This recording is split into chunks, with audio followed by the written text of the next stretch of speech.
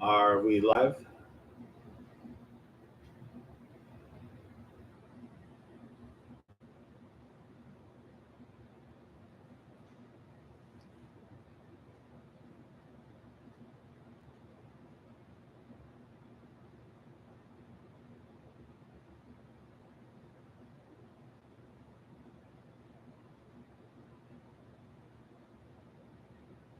Can you hear me? Do, do, do.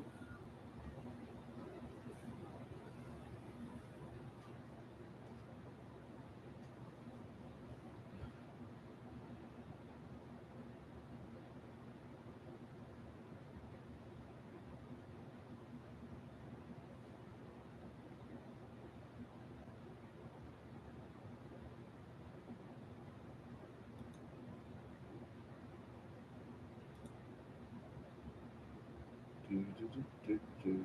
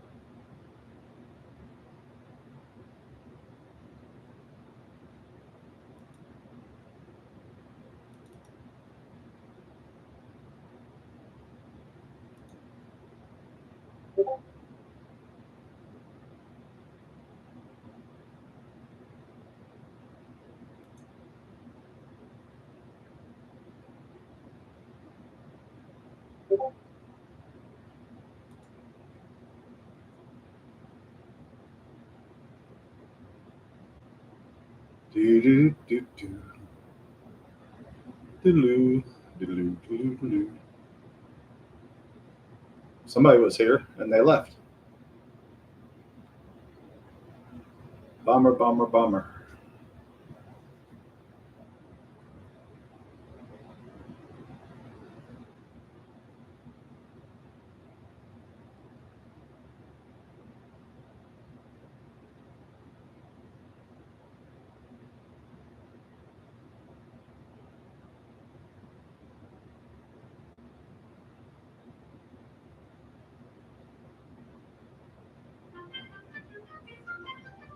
Hey, Ryan. Can you see me and hear me now?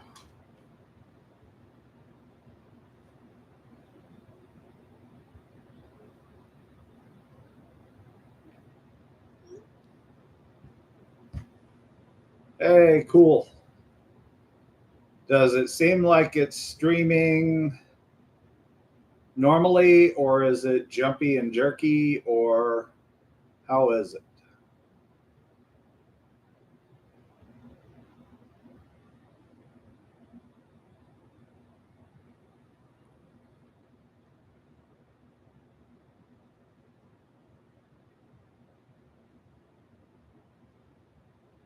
Cool. Give it a minute or two, see if somebody else comes in. Aha! Yes, Melissa, we're here.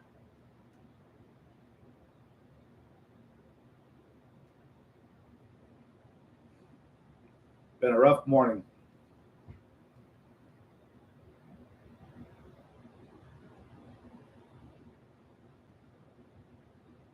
Cool. It's coming in HD. Well, it should. It's a good webcam. It's not a cheapie because there's times when I have to do meetings. But was doing them from home. Now I'm in my office.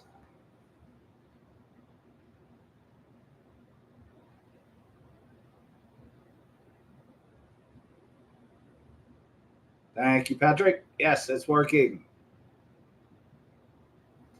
So what I plan on doing is I'm going to start a weekly of what I happen to find when I'm out taking care of the animals and out in the pasture.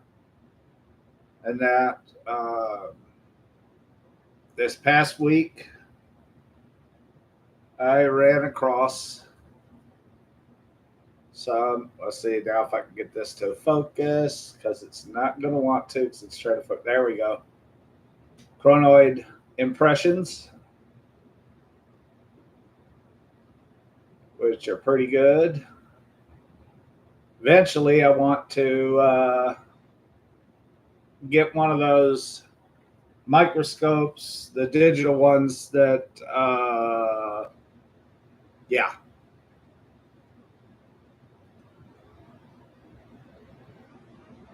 I can't think of his name right now offhand. But not Ken or Karen. Shoot. The one that just moved that's setting up his new shop.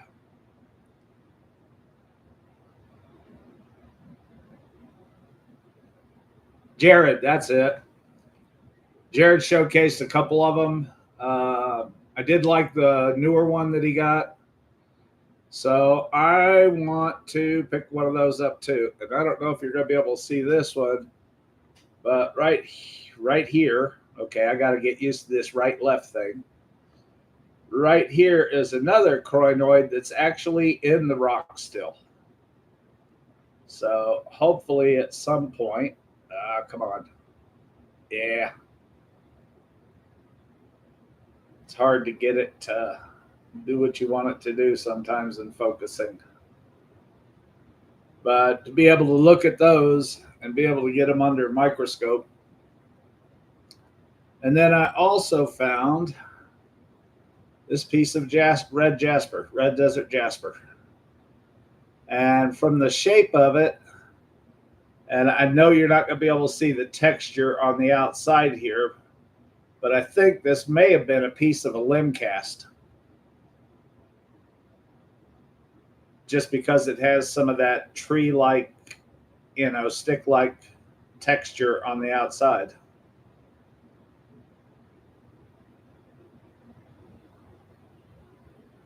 So what I normally do is all the stuff that I pick up during the week, I just throw it into a box for future tumbles and that.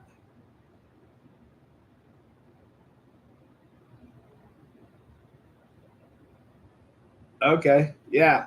I've actually got some little stand lights, so I can try to bring those down and set them up. But yeah, I hear you there, Patrick. Once I get Xstream downloaded, then I can use my phone, which I will be able to do multiple cameras.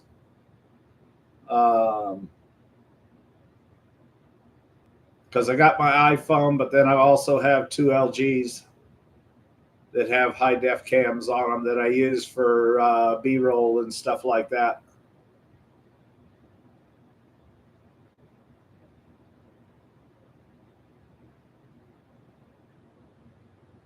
Yeah, biggest thing I use the webcam for is for doing live chats where I am talking to other associates or having conferences one-on-one. with other people.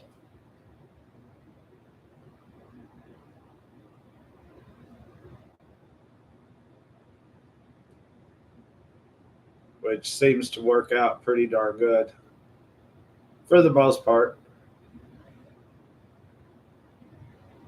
The other thing I like is I can sit there and look at the screen, but then I'm not looking at you guys because it's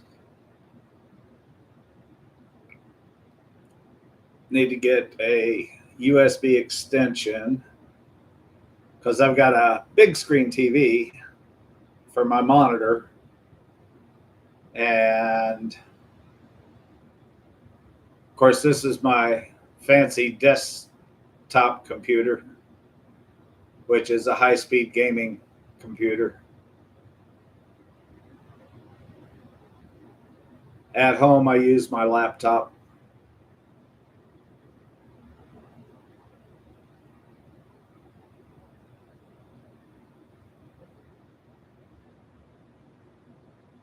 Yeah, it'll definitely improve over time. I may even get a DJI mic to go along with it. Then I can move around more and it won't be so jumpy and things like that.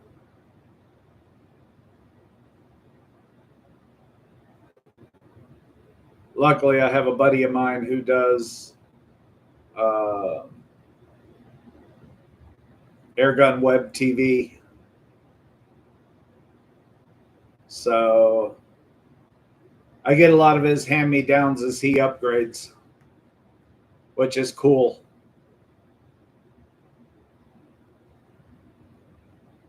That's where the LGs came from that I can use for B-roll because I can set those up on tripod and, you know, do the B-roll, walk up past them and things like that.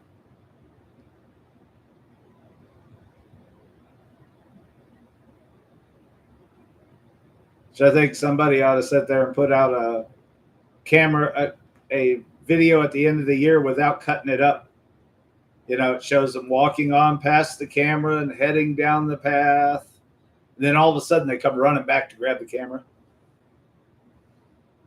I think that would be pretty funny.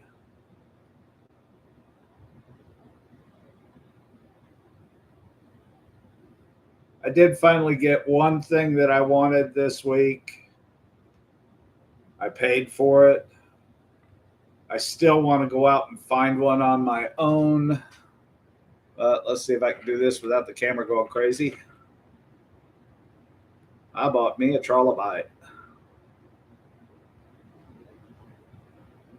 Oh no.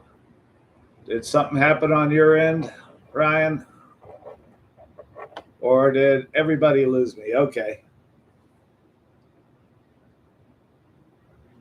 Yeah, I still want to find my own trilobite. And New Mexico does have a couple of fields where I can go hunting at. I hear you, Ryan. That's one of the reasons why I'm looking at switching. Right now, here in the office, I can connect to my buddy's Starlink and trying it because literally I could not watch Jared's last video without my computer having to buffer 3 different times to watch the video. And my internet's just been getting worse and worse. I think these guys are finally getting beyond what they can actually provide. So I am really seriously thinking about going to Starlink because my current provider, which is our telephone company out here, but I'm in the middle of nowhere. Literally, we've got electricity. That's because of the pipelines that they have around here. Electricity runs through the property for their sniffers and detector systems. So our internet is basically a microwave internet that bounces off of a tower that's 10 miles away, that bounces off of another tower that's almost 25 miles away, and then down to their offices. Used to be called radio telephone. And right now I'm paying like $110 a month to them. And I'm just not, for a long time there, it was great. Now it just keeps getting worse. So options are limited. We do have a cell phone tower close by, AT&T 4G LTE, which is okay when I'm on my phone and I've done the lives from on my phone. I don't know how it would be unless I got one of those, I call them hockey pucks, you know, the little net gear box.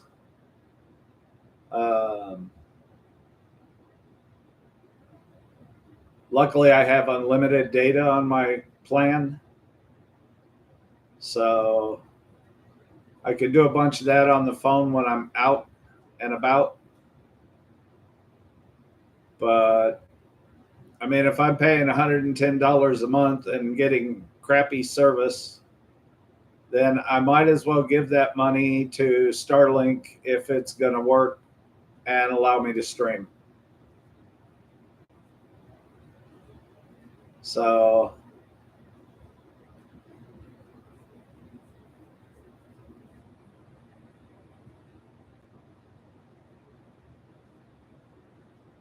yours beams off of a local grain elevator? Wow.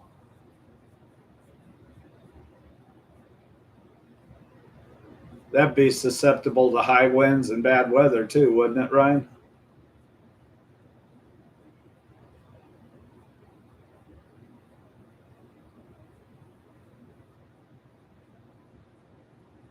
Yeah.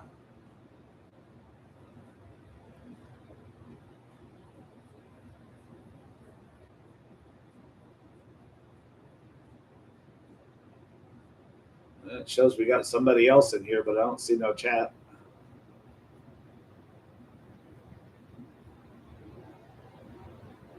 Oh, yeah.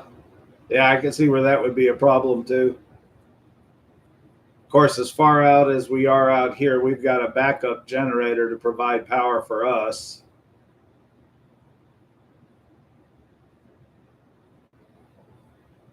Oh, that'd be sweet. I wish.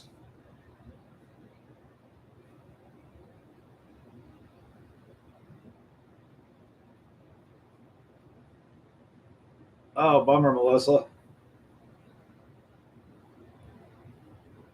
I'm so far out that UPS and FedEx don't even deliver where we're at, primarily because the roads are so bad. I don't blame them. I mean, probably 80% of our repairs that we do here at the ranch are having to work on suspension systems. Or like I'm going to be doing Friday, going out and running a blade on the road to try to smooth it up some.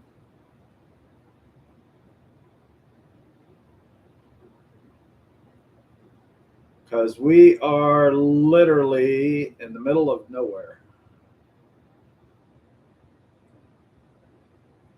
I could probably figure out all the goodies here. One of these days, I'll share my desktop and go in on Google Earth and show you guys literally how far out we are.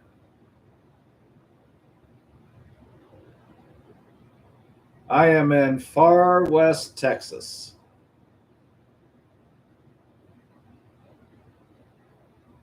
I am about 40 miles from El Paso.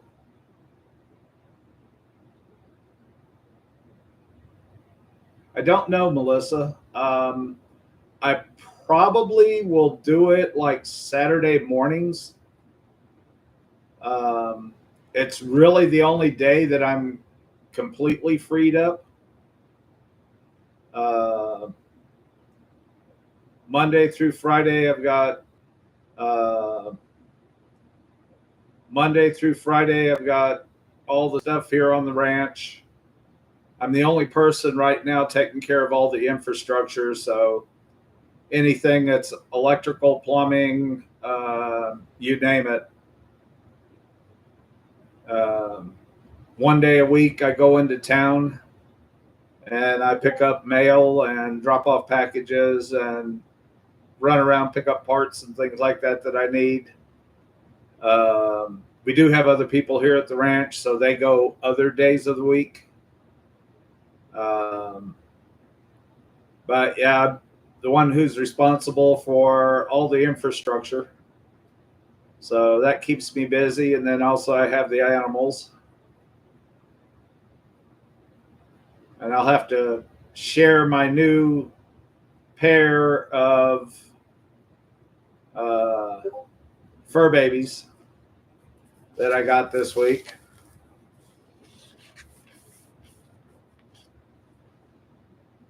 And yeah, Sunday I'm completely tied up with the ministry. Saturday's about my only day where I'm free. I got a pair of kittens from a friend, two females. One of them will probably be house cat. The other one will probably end up being barn cat.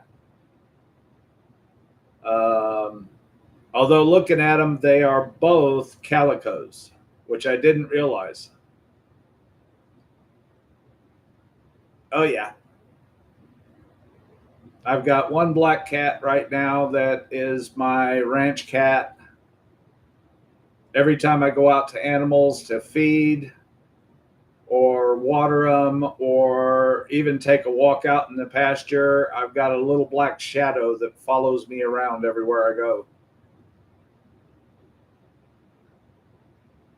And I've had him for 10 years now. And he's a pretty smart kitty because he can smell a rattlesnake when it's around. So it's easy to tell when something might be close by because he gets real jumpy and very, very cautious.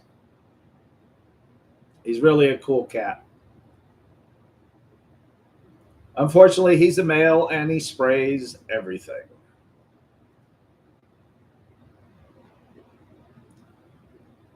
Yeah, especially this past week. I mean, we've had just last month, I think we had 8 different encounters with rattlesnakes. Everything from the little ones that are like 8 inches to ones that were up to 4 feet. Like I said, he's my little black shadow. His name's Blackie.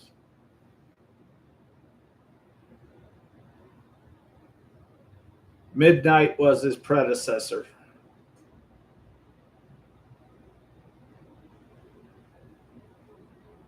So he's a cool kitty. He's my little companion cat. He's an outside kitty. He's not allowed in the house. He was until he sprayed in the house the first time, and then it was like, okay, you can sleep in the barn in the hay.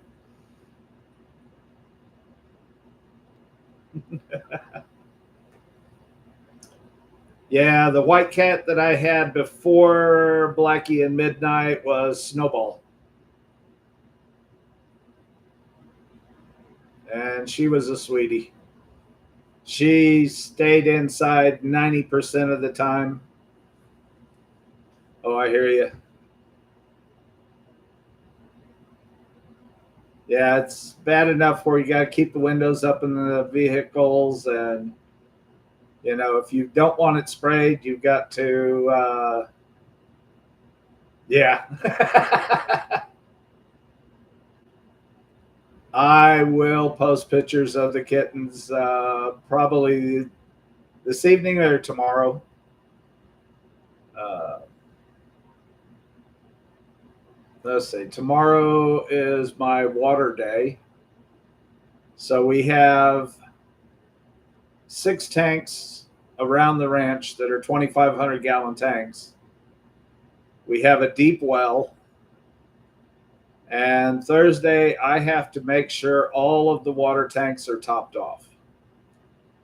So our deep well, and when I say deep, most people have a hard time picturing, but our well is 1,080 feet deep. And on the surface, we get 5 gallons per minute out of a three-phase, 5 horsepower pump. So Thursday's my day to run around and make sure all the tanks are full of water and run the well. Try to keep everything in a schedule where I know what I'm supposed to be doing the next day. It's not like I'm getting any younger here.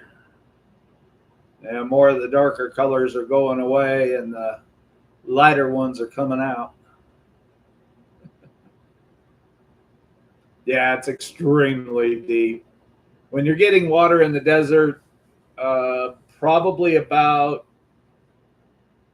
you can always hit water out here. A lot of the main ranch that divided up, they had shallower wells at about 400 to 500 feet. The only problem was they have very low capacity and they're constantly having to do dry ice fracturing to get the water to continue to flow. So our driller hit water at 100 feet. And then for the next 800 feet, he was going through solid limestone.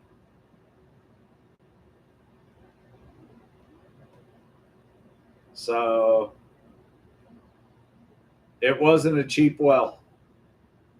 And at first we didn't have electricity to it, so we were running a generator. Yeah, the rancher who's now in his 80s, he showed me one time when he needed help pulling the pump out. And what they use is they use the same kind of pump to pump water at the ranch that the oil wells industry uses. So it's one of those derrick rigs, with the big arm that goes up and down with the rod coming down. And we pulled out 500 feet, and then we took bags of the dry ice pellets and put about 200 pounds down inside that 6-inch casing. And the next day checked it, and there was 100 feet of water in there. So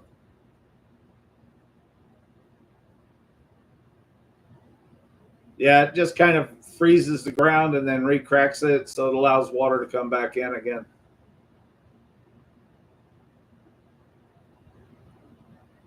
It's pretty cool, but it does work.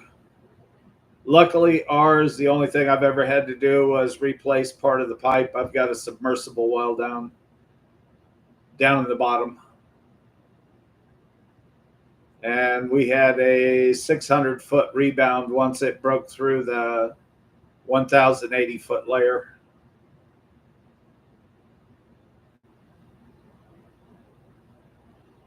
Yeah.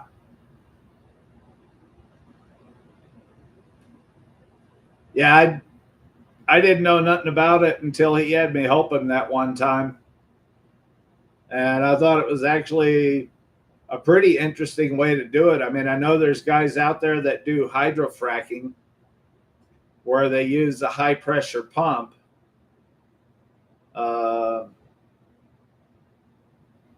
And I guess some kind of a inflatable ball seal to seal the pipe, and then they pressurize.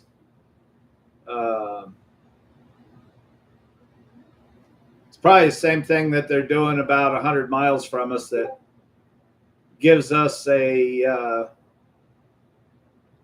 little jolt every now and then because of earthquakes, which didn't start until those guys started doing all that gas fracking over on the other side of Carlsbad, New Mexico, in that region. Not Carlsbad Caverns, but Carlsbad, the city.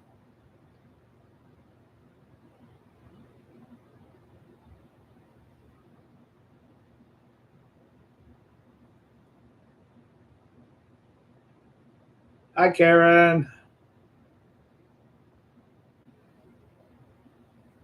Good to see you too. Just trying this thing out, streaming with Starlink to see if I want to go ahead and spend the money next month and get Starlink because my internet service provider is junk.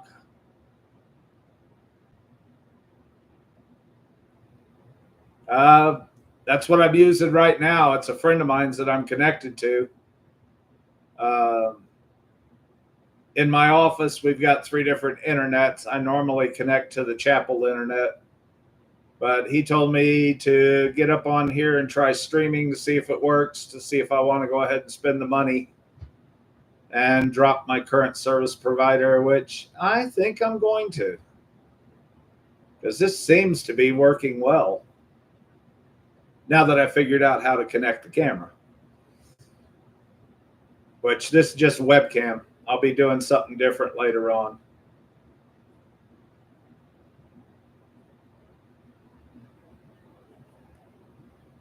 Yes, Steinkern.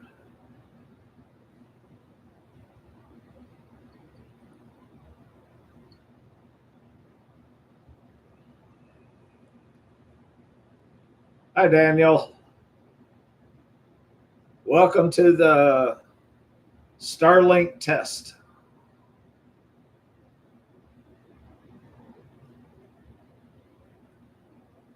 Yeah, you can go Nomad with Starlink. I'm going to go for the standard size. Some of the people I know have tested the new mini Starlink and were not very happy with it compared to their standard one.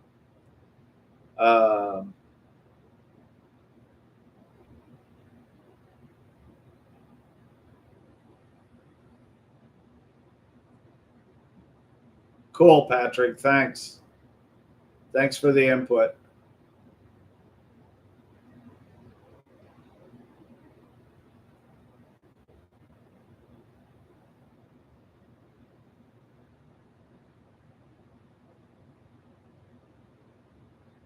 There's actually a lot of people that I watch their videos that are on sailboats around the world who have the early version of Starlink and are going to be getting the newer one.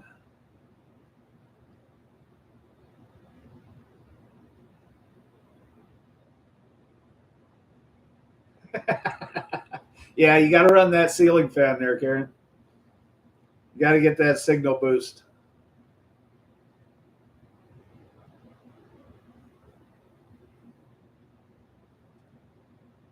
I hear that.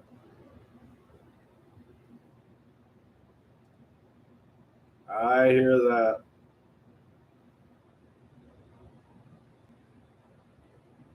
Well, Karen, I found a couple of fossils this week, or actually fossil castings. Chronoid casting and a chronoid casting on this side. And on this side, it's hard to see. It won't focus in right. But that dark line right, okay, yeah. I see what you're having fun with there, Karen. Trying to figure out the right and left and move the right direction. But that straight line right there is a chronoid that's still embedded in the rock.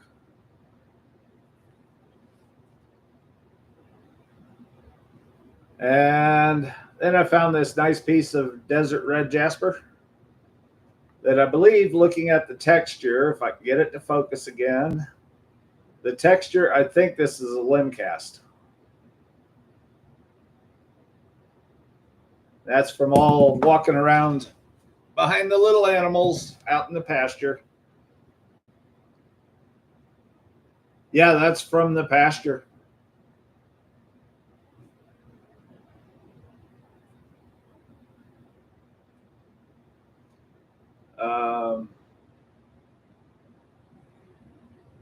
Then I bought a trilobite. Found one inexpensively. I still want to find my own, though. I want to go to that one fossil spot. There's actually a couple of them in New Mexico where trilobites have been found, and get out there and actually go hunting for them. How many acres and how many cows? I actually don't have any cows. I have goats. Goats, horses, mule, and sheep.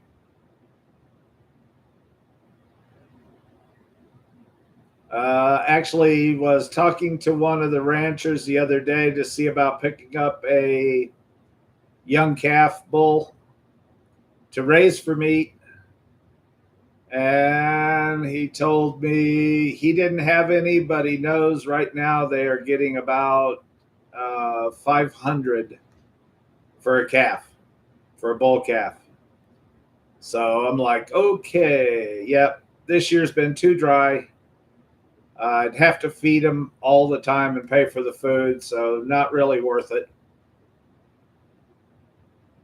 Goats are tasty little creatures there, Ragnaroks. Thanks for joining us.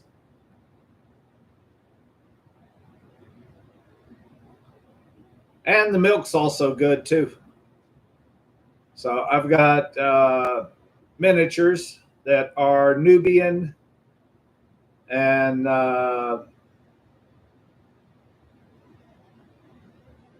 Nubian crossed with Norwegians. Haven't made cheese from the milk yet. Would like to do that. I want to build a cold smoker and actually start smoking some cheese during the wintertime.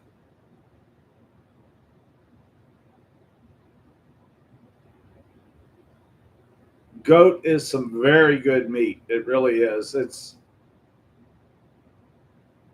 I don't know if you've ever had a domestic deer. I'm going to call it domestic deer because people have raised deer up where they're not eating wild feeds, so you don't get that strong gamey taste. Because normally you take venison, you have to soak it in milk to get some of the gaminess out of it. There are some people that raise fallow deer out here, and they feed them all the time. They're in alfalfa pastures and that, and they don't have that gaminess to the meat at all. And the goat is very similar to that.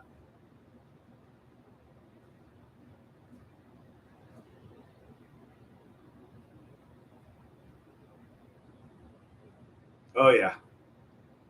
Got to be a cheese lover.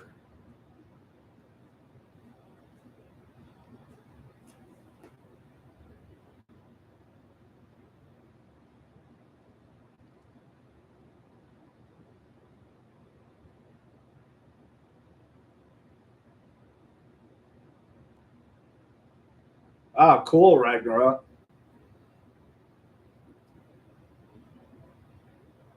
Yeah, it all depends on what they eat. Out here, there is a lot of roughage. We do have desert mule deer out here. They're actually pretty good size, too. Not like white-tailed deer like we had when I lived in Central Texas.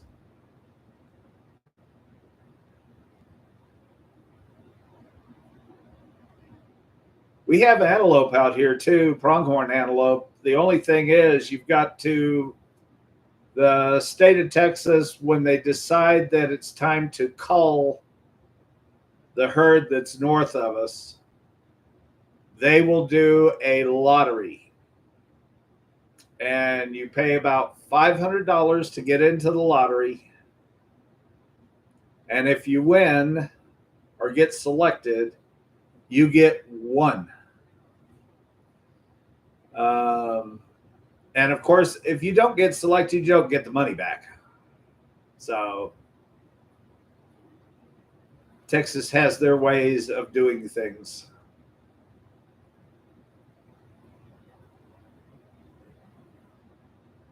Actually, deer mixed with beef, I've never had. Now I've had deer mixed with pork. We actually used to take the white-tailed deer in central Texas, which eat a lot of acorns and stuff like that. So they're pretty gamey. And what we would do is take the venison, harvest it, grind it all up, mix it with pork, and turn literally the whole thing into a sausage. But I mean, the white-tailed deer that are in central Texas, when you've got them completely dressed out, you're lucky if you've got 125 pounds of meat. Where desert mule deer out here, which we haven't harvested any, although we have them down by our stock pond.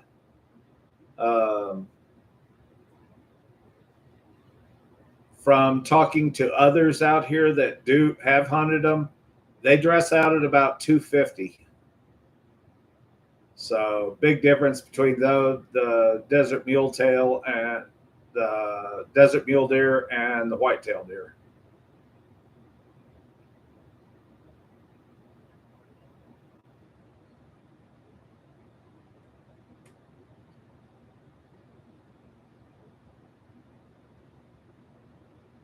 Yeah, we always mixed it with pork. We'd even do like pork burgers that are venison, meatloafs that were mixed with pork instead of using beef. Of course, right now, I don't know about you guys. I know some people I've talked to and some people that I do counseling.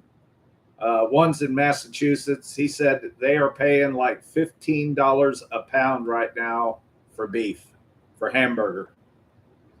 Another one in Chicago said they're paying almost $8 a pound. So, yeah, prices are pretty crazy. And yeah, wouldn't mind actually getting a piglet or two and raising them up. May do that. They're cheaper to feed than a cow. Or we need to get out of this drought situation.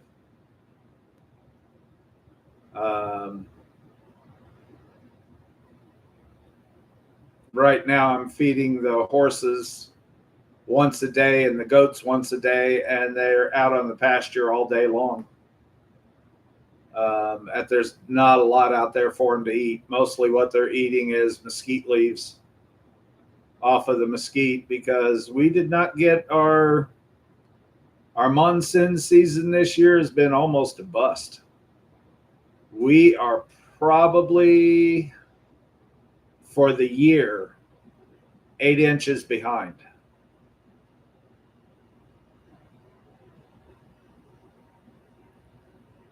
Melissa, it's easy.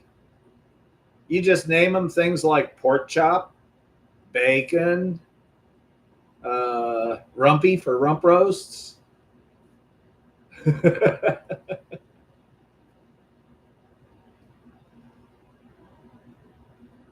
Oh, yeah. Unfortunately, we don't have any elk here, but I can go to New Mexico, and I do have a person that is an acquaintance, and that's actually what he does, is elk guides.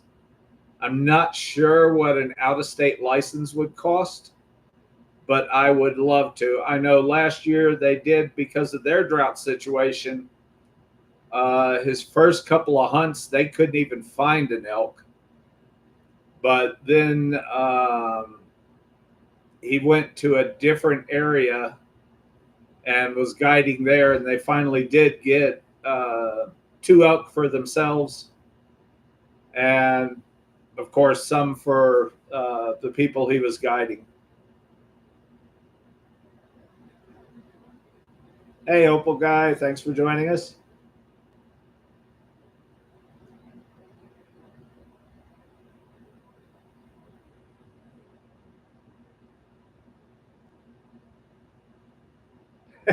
Name every patty and savor them, huh?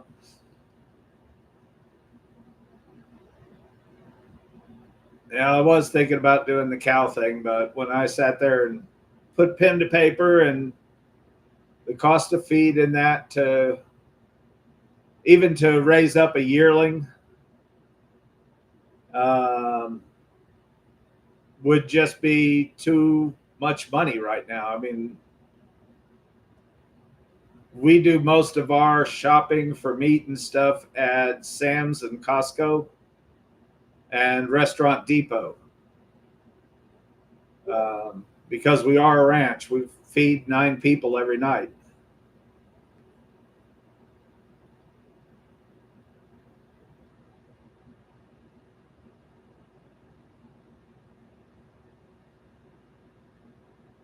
Yeah, I hear you, Opal Guy.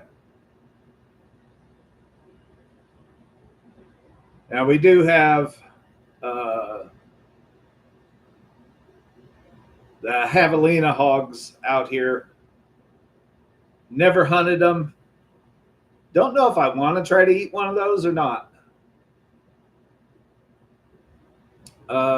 There is no bag limit on them per year, and no bag limit on rabbit either.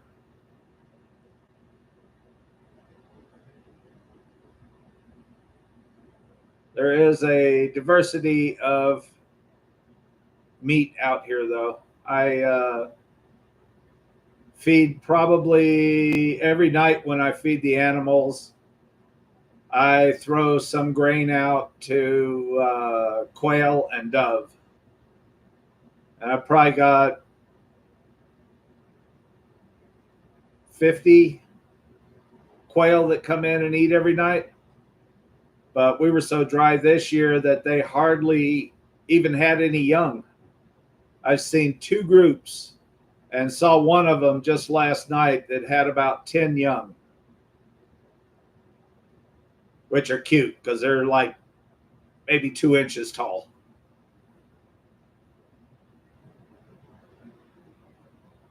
Dove, unfortunately, it isn't the native dove um, or mourning dove that we have out here. Somehow we ended up with some of those ringneck dove. Um, Not going to put them down because they are a little bit bigger, but they're an invasive species, and there's no bag limit or hunting season on them because they are classified as an invasive species.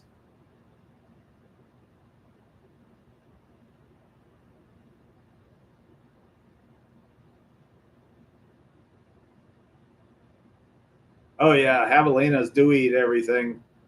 We'll sit there and have a prickly pear, just pads laying all over the ground where they've just torn them up and ate them, needles and all, which is a bummer because I like collecting the prickly pear fruit, um, so we can make either candy out of it, syrup for like pancakes and stuff. Um, but this year there's no fruit on any of the prickly pear.